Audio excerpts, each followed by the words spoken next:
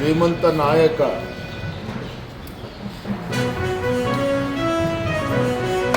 ಮಾಜಿ ಮುಖ್ಯಮಂತ್ರಿಗಳು,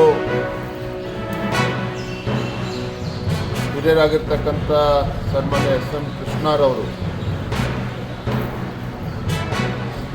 ನಮ್ಮಿಂದ ಇವತ್ತು ಅಗಲಿದ್ದಾರೆ. ಭಾಳ ನೋವು ತರ್ತಕ್ಕಂಥ ಸಂಗತಿ.